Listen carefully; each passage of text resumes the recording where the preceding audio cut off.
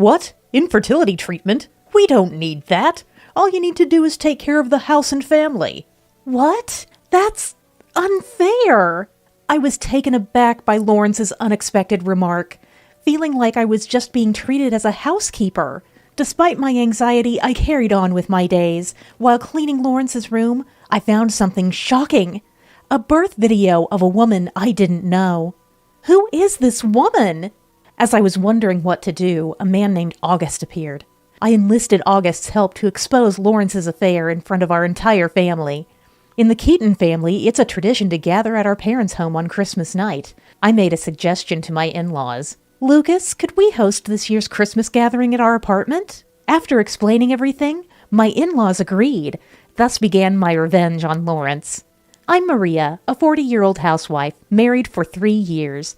I married Lawrence at 37 and have been longing for a child. But even after 3 years, we still couldn't conceive. I met Lawrence, who is 3 years older than me, at a party, and we got married. The Keaton family, Lawrence's family, is a well-known, prestigious family in our area. It was somewhat surprising that Lawrence, the son of such a wealthy family, remained single until he was 40. However, we clicked, and I thought we were a good match, so I didn't hesitate to marry him. After our wedding, we started living in an apartment near his parents' house. Eventually, we planned to live with his parents, which seemed natural since I married their only son. Both of my in-laws cherish me as their daughter-in-law. Lucas could be a bit difficult, but my mother-in-law Diana was very kind. So I thought we would manage just fine. Following Lawrence's wishes, I quit my job to help out with family chores. I've always enjoyed helping others. I thought my dream of a happy married life was starting. But about a year into our marriage, I began to notice a change in Lawrence. He had been so kind when we first married. Recently, however, he seemed increasingly distant. When he came home from work, he wouldn't even say, "I'm home." He just handed me his shirt and said, "Wash this and iron it." We barely talked except when he had chores for me. I wondered, did I do something to upset him? Reflecting on my actions since our marriage, I couldn't find anything that would have angered Lawrence. Still concerned, I decided to talk to Diana about it. "Diana, recently I feel like Lawrence has become colder. He hardly talks to me unless it's about chores. Am I doing something wrong?" Diana smiled kindly and answered, "Lawrence is just like Lucas. After we got married, Lucas was the same way. Maybe Lawrence, like his father, finds it awkward to talk with his wife. So I shouldn't worry too much?" "Perhaps that's just the nature of marriage. Over time you'll come to understand each other better." Her words reassured me a little. Lucas and Diana have a very good relationship now, so I thought maybe Lawrence and I will get along better as time goes on. But I was still worried. Maybe if we had a child, Lawrence would change. I've always loved children and longed for my own. To that end, I checked my basal body temperature every morning and tracked the best days for conception. I also tried to lead a healthy lifestyle to improve my chances of getting pregnant. But 3 years into our marriage, there was still no sign of pregnancy. Maybe the problem was me. I decided to bring it up with Lawrence. "Lawrence, we've been married for 3 years and still no children. I was thinking we should get checked." "What do you mean, get checked?" Lawrence asked with an indifferent expression. But I gathered my courage and continued. "I mean, either you or I might have an issue. Maybe we should consider infertility treatment." I hesitantly brought up the topic of infertility treatment, but Lawrence just looked annoyed. Then he said something unbelievable. "What? Infertility treatment? We don't need that. Just do your chores and take care of the family." "What? That's harsh." I was shocked by Lawrence's unexpected response. I felt like he was treating me as nothing more than a housekeeper. Don't you want children? Even Lucas is expecting someone to continue the family name. I challenged him, but Lawrence seemed lost for words for a moment. "That'll work itself out." "What do you mean by work itself out?"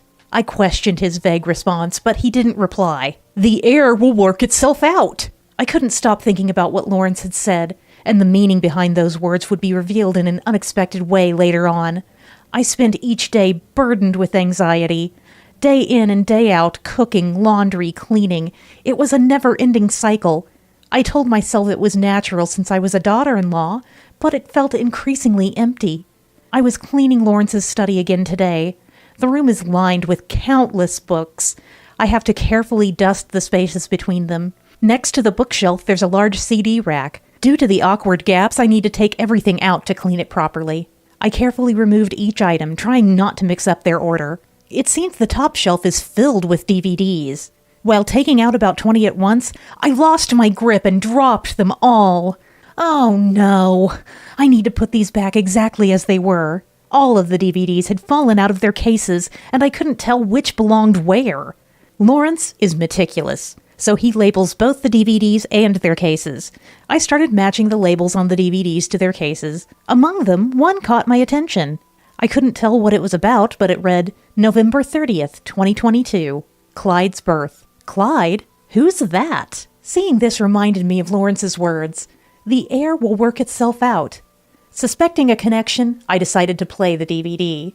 I took it to the living room where the TV and player were. Pressing play, the screen showed a dark room with a bed that looked like a hospital examination table.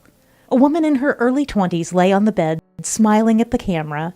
She wore oversized pajamas, and her belly was visibly large. She was pregnant. The woman calmly smiled, then suddenly grimaced in pain. "It hurts! Lawrence, rub my back!" "Rosamond, just a little bit longer. You can do it." This must be labor. But more than that, I was startled by the voice of the man rubbing her back. Is that Lawrence's voice? The pregnant woman called him that too. She was in obvious pain. I've never experienced it, but it seemed like the baby was about to be born. So this was a labor room. Who is this woman? This woman in labor, continuously calling for Lawrence. Why was Lawrence there with her? After a while, several women in nurses' uniforms, presumably midwives, entered. They were guiding the pregnant woman in breathing techniques. The pregnant woman was then moved to the delivery table, and Lawrence followed her. It seemed the filming had paused for a while, and then, in the next moment, incredibly, the scene vividly displayed Lawrence attending the birth. Throughout her pain, the woman continued to call out Lawrence's name. "Rosamond, it's okay. I can see the head. Just a little bit more. You're doing great." Lawrence's excited voice echoed. Tears started rolling down my cheeks. Lawrence was having an affair. The date on the label was exactly 1 year ago. This meant the affair had been going on for nearly 2 years. Was this DVD definitive proof? But this alone wasn't proof that the child was Lawrence's. In situations like this, I'd need a lawyer or a detective to investigate. However, Lawrence only gives me enough money for living expenses, so I don't have much to spare. As I was lost in thought, the doorbell rang. Looking out the window, I saw a man in his late 20s. "Hello, may I ask who you are?" "My name is August. Is Lawrence home?" He looked troubled. "No, my husband isn't home yet." "I see. You're his wife, aren't you? Sorry to bother you, but may I have a moment of your time?" I was curious about this troubled-looking man. Opening the front door, he politely handed me his business card. He introduced himself as August. The name sounded familiar. "Actually, I came to talk to your husband about a colleague of his, a woman named Rosamond." The name Rosamond caught my attention. It was the same as the pregnant woman from earlier. Is this Rosamond by any chance the woman who gave birth about a year ago? Upon hearing my question, August showed a look of surprise. "Why do you ask? Did your husband mention something about acknowledging a child?" "Acknowledging? What do you mean?" As I pressed for more answers in surprise, August covered his mouth with both hands, shocked. "I'm sorry," he said, clearly regretting his slip of the tongue. I calmed him down. "It's okay. I have an idea about what's going on, so please, won't you tell me everything?" I invited him inside to talk more comfortably. I served him coffee, but August didn't touch it, his expression grave. Then he murmured, "Rosamond is my ex-girlfriend." "What? So you broke up because she had an affair with my husband?" "No, it's not that, but—" I was confused by August's response. Normally, if a girlfriend cheats with her boss, the boyfriend would be angry and break up, or confront the man she cheated with. But August didn't seem to fit that pattern. "But isn't the child in Rosamond's womb Lawrence's? How could that not be the reason for your breakup?" "It's not like that! The child is actually mine!" August's sudden loud declaration startled me. More importantly, what did he mean the child wasn't Lawrence's? You mentioned Lawrence acknowledged the child, right? Does he know it's not his? "I don't know about that, but Rosamond insists it's Lawrence's child."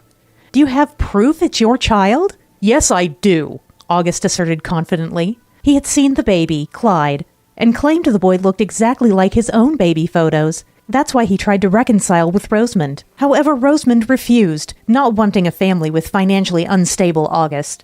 No, it wasn't just that. Rosamond insisted that Clyde was not August's child, but definitely Lawrence's. That meant she had been involved with both men for a while. She got Lawrence to acknowledge the child, and he was even covering both child support and Rosamond's living expenses. Whenever I asked Lawrence about his salary, he would snack back, "Why do you need to know?" I see. He didn't want his salary known for that reason. I was filled with a sense of frustration and helplessness. August couldn't give up on the child and hired a detective. It turned out Clyde was indeed his son. "Mrs. Keaton, even if the child isn't your husband's, he was still having an affair, and we can't overlook him giving money to Rosamond." Of course not. We decided to collaborate and resolve this matter. Now it's December. In the Keaton family, it's traditional to gather at the family home on Christmas night. I made a proposal to my in-laws. "Lucas, can we host this year's Christmas gathering at our house?" "Why? You know our family is quite large," Lucas asked. "It's a lot of work preparing the meal and all." To get their cooperation, I knew I had to tell them the truth. I first shared with my in-laws the story I heard from August to prevent them from being too shocked. Then I decided to show them the DVD. Lucas, with his eyes wide open, watched and was at a loss for words. "What is this?" Diana was also greatly shocked to see Lawrence attending the birth of an unknown woman. I explained to my in-laws the plan I had devised with August and asked for their cooperation. "All right. Not sure how it'll go, but let's help," Lucas agreed. "Yes, we need to confront Lawrence about this," Diana added. Their support was reassuring. All that was left was to wait for Christmas. And now, a month later, on Christmas night, the Keaton family relatives gathered at our house. We set up a long table in the living room and arranged the food. The relatives looked puzzled. "Why are we gathering here?" Before we started eating, Lucas stood up to address everyone. "Thank you for coming to the Keaton family's traditional gathering. It's a bit cramped, but there's something we need everyone to see. So we're here at the young couple's house. We don't have the equipment to play a DVD at our place." After Lucas spoke, I also stood up. "Before we eat, please watch this video." I turned on the TV and prepared to play the DVD. "What is it? Some fun video to show us?" Lawrence asked with a smile, looking at me, unaware of the fate that awaited him. As I pressed the play button, Lawrence's face froze in that instant. The screen showed Rosamond's face as she lay in the labor room. "Is this? Hey, stop it, Maria!" The relatives around us started murmuring in confusion. "What is this?" "Who is this pregnant woman?" Everyone's gaze turned to Lawrence, realizing the trouble he frantically searched for the remote control. But anticipating this, I had hidden it. When Lawrence realized there was no remote and approached the video player, Lucas stopped him. "Stop it! Let it play!" Desperately trying to stop the video, Lawrence struggled, but he was held back by Lucas and me. "Lawrence, give it up. Just watch quietly." Told off by his own parents, Lawrence fell silent, tears welling up in his eyes. Meanwhile, the birth video continued to play. "This means Lawrence has a secret child." "Oh, to think someone in our Keaton family has a mistress. If people find out, we won't be able to show our faces around the neighborhood." Amidst the commotion, with some relatives crying, I tried to calm everyone down. "Please, everyone calm down. The baby born is not Lawrence's child." "What? But Lawrence was clearly present at the birth, and the woman in labor kept calling out his name." Everyone looked at me with puzzled expressions, and among them, Lawrence seemed the most shocked. "Maria, how did you know that?" "Oh, so you knew after all, that the child isn't yours." I confronted him, and Lawrence clammed up, looking uncomfortable. "If you knew it wasn't your child, why acknowledge it? And why have you been paying child support every month?" "Well, that's because..." Lawrence, sweating, struggled to find the words. "Acknowledgement? Child support? And yet you say the child isn't Lawrence's. Explain yourself." "That's right. We can't accept this as it is." Everyone was demanding answers from Lawrence, but Lawrence couldn't bring himself to tell the truth. Unable to hold back any longer, Diana fell to her knees in front of everyone, crying. "I'm so sorry, everyone. It's my fault for not raising him properly." As Diana sobbed, I patted her back to comfort her. "No, Diana, this isn't your fault. I'm about to call someone who can testify to that." "You're right. Sorry for losing my composure." With tears still in her eyes, Diana looked up. Sensing something was amiss, Lawrence confronted me. "What's going on here? What are you planning?" "Be quiet, Lawrence. This whole mess is your fault in the first place." "That's right.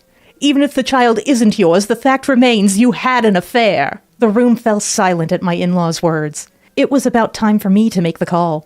I took out my mobile phone and called someone. A few minutes later, the doorbell rang. It was August who had been waiting nearby. Behind him was Rosamond, holding Clyde. As I let them into the living room, the relatives began to murmur. Isn't that the pregnant woman from before? Yes, it is, and this man, August, is the real father of the child. I introduced August to everyone. August had brought Rosamond, as planned. Our arrangement was this. August would go to Rosamond, tell her the family had found out about Lawrence's secret child, and lie that Lawrence was no longer able to pay child support and was passing custody to August. Rosamond, likely believing the ruse, must have panicked, so August played along. It's hard for me to suddenly become a father, too. He then invited her to the Keaton family home to discuss child support. Normally, a mistress wouldn't visit the family home, but Rosamond seemed desperate for money. She must have thought Lawrence would help her out. Knowing how Rosamond would likely react, August followed our plan. As expected, Rosamond exclaimed upon seeing Lawrence. "What do you mean you're not paying child support anymore? And even transferring custody to this poor man? How cruel!" What? I haven't said anything like that. Ha ha ha! You were tricked, Rosamond. What do you mean? Was it a lie? Yes, and the story about Lawrence not paying child support and transferring custody to me was a lie. I had to say it to get you here. That's terrible! You deceived me! But the fact that his wife found out is true.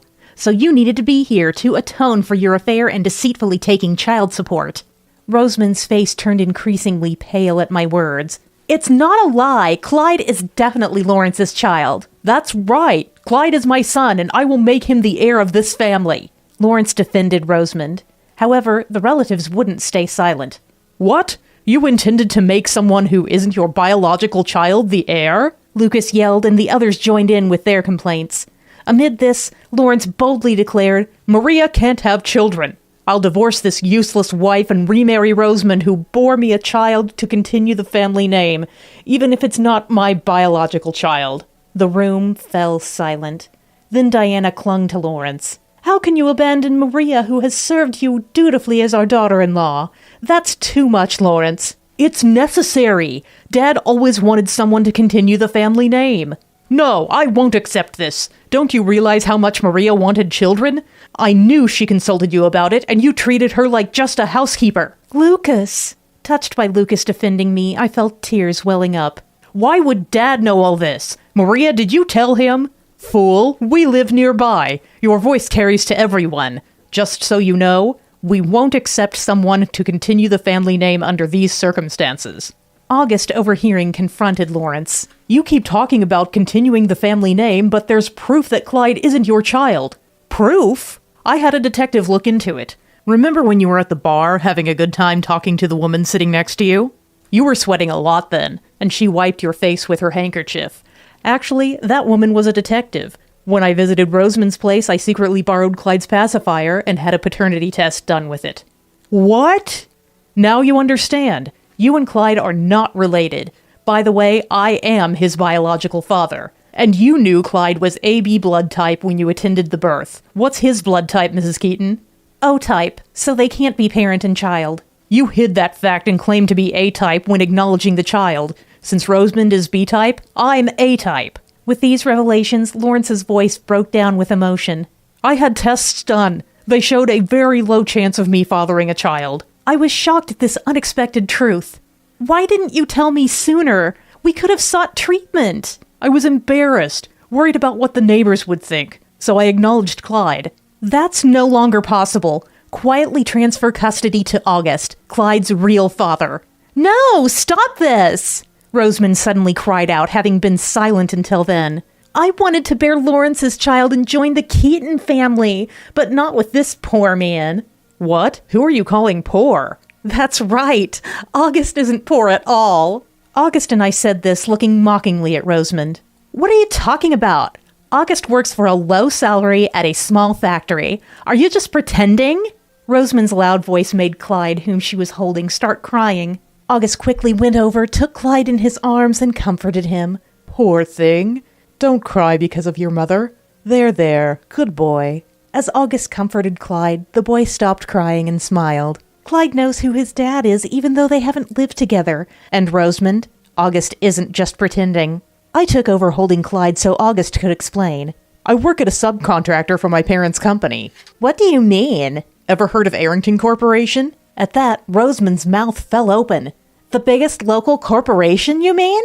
That's right, my dad runs it. I'm learning the ropes at the subcontractor to eventually take over the family business. Rosamond was shocked at this revelation.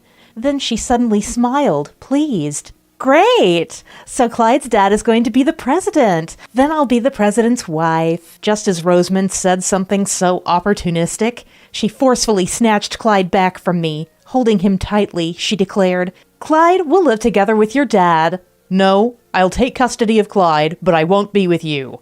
I'll raise him with my parents at home. That seemed only natural to me, but Rosamond desperately resisted, turning pale. Why? There's a mother right here. Why this decision?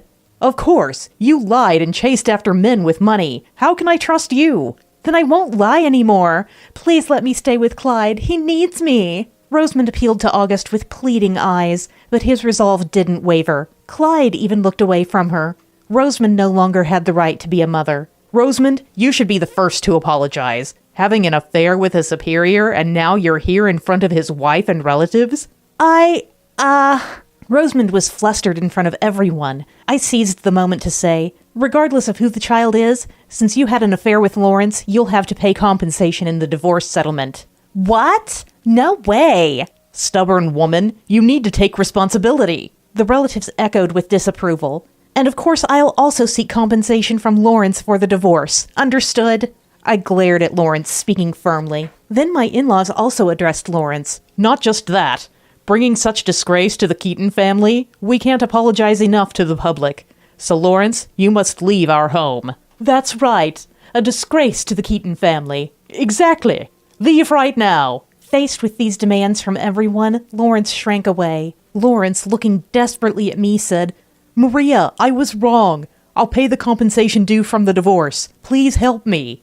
I was speechless at this pitiful sight, but Lawrence, undeterred, continued. If I'm thrown out, you'll struggle too, right? So ask Dad not to kick me out. If you ask, he'll listen. No, that won't be necessary. I'm also leaving you and this place, I said firmly, feeling relieved. But Lawrence seemed unable to comprehend this situation, his expression dazed. What are you talking about? How will you live as a housewife alone? You can't manage by yourself. No, that's fine. August, interrupting, surprised Lawrence further. Didn't you know, sir? Until just before her marriage, your wife was the executive secretary at our company. My dad still laments losing her. She was the best secretary we ever had. So after the divorce, she'll work for us again. Indeed, I was the executive secretary at Arrington Corporation before my marriage. Lawrence, who never showed interest in my job, wouldn't have known. August and I hadn't met while I was there, so we didn't recognize each other initially. That's why, when I first met August, his name sounded familiar. That's why, Lawrence. Please, let's get divorced. Though it's a pity to let go of such a good daughter-in-law like Maria, I'm familiar with the president of Arrington Corporation. We'll still keep in touch. Yes, I too want to remain close with Maria. Lucas, Diana, thank you. I always want to continue our relationship. Tears in my eyes, I clasped hands with my in-laws. August took Clyde and left for home. Rosamond stayed behind for divorce compensation negotiations. The same for Lawrence. We couldn't just leave him without discussing compensation of asset division, which lasted until morning. We split the assets accumulated since our marriage, and I received additional compensation from Lawrence. Lawrence was then disowned by the Keaton family. Lawrence had never lived outside his family's property before. He even struggled with the arrangements for moving out. Moreover, the president of the company where Lawrence worked had connections with Lucas. As a result, the rumor that Lawrence had an affair with his subordinate Rosamond spread quickly. Naturally, his colleagues' treatment of him worsened. Rosamond resigned early and returned to her parents' house. However, her father, also acquainted with Lucas, was furious about her affair with her superior and recognition of a child by another man, and quickly kicked her out. Rosamond, having spent her divorce compensation, is now working at a bar. I heard this from Lucas, with whom I still keep in touch, and was again surprised by the extent of his network. Lawrence, troubled by his deteriorating relationships, eventually resigned. Where he went to seek work is unknown. Now I've been re-employed at Arrington Corporation, working as an executive secretary. August still works at the subcontractor's factory. He prefers to stay there for now. It allows him to rush to Clyde, who's not yet in kindergarten, if needed. Indeed, he's a great dad. While I once longed for children, my fulfilling job now makes me think marriage isn't necessary. However, about a year later, with Clyde enrolled in a childcare center, August moved to the parent company. Initially, he started as a trainee. One day, incredibly, August proposed to me. It was so unexpected that I was truly surprised. Really? There's over a 12-year age gap between us. Are you sure about this? When I asked this, August answered with a smile. I decided this ever since you divorced. Clyde is fond of you, and most importantly, Dad says it has to be Maria. I know I'm just a greenhorn, but will you marry me? Although I hesitated, I was drawn to August's earnestness. And so we got married. Now it's August, Clyde, and the new life growing inside me, a child with August. Together, we plan to build a happy family.